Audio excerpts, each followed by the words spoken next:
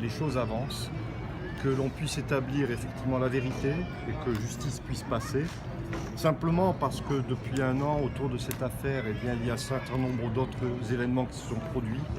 Et nous assistons aujourd'hui, à travers de multiples procédures, à un embroglio, on va appeler ça socio-judiciaire.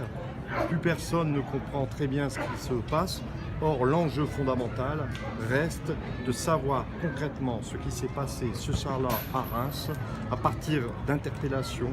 Et nous savons que les interpellations policières sont toujours des moments de tension entre les personnes interpellées, notamment quand ils sont jeunes, et la police, avec évidemment l'utilisation aussi d'un flashball. Et nous savons que le flashball a déjà, depuis 10 ans en France, créé plusieurs dizaines de personnes blessées. Donc il y a de vraies questions raisonnables à avoir sur ce qui s'est passé.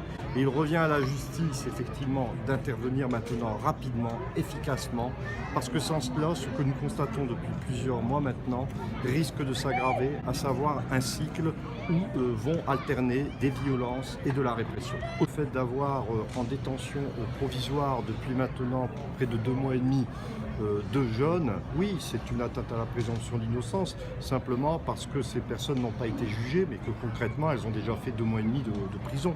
Donc oui, à chaque fois qu'une personne est mise en prison dans le cadre de la détention provisoire, qui doit être exceptionnelle, nous rappelle le code de procédure pénale pour des affaires particulièrement graves, eh bien effectivement, oui, il y a atteinte à la présomption d'innocence, parce que l'on dit quelque part, ces 2 personnes-là, si on leur fait faire déjà 2 mois et demi avant le jugement, c'est que quelque part, elles ont une culpabilité qui est un peu établie.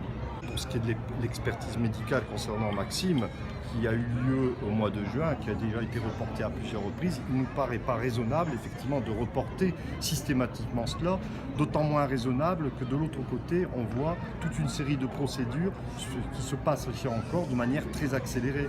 Donc ce sentiment de double poids, double mesure, de poids, de mesure, eh bien il est ressenti par une partie de la population, par une partie de la jeunesse, la Ligue le ressent aussi, et évidemment ça crée un sentiment de méfiance vis-à-vis de la justice et aussi de la police qui n'est pas sain dans une démocratie.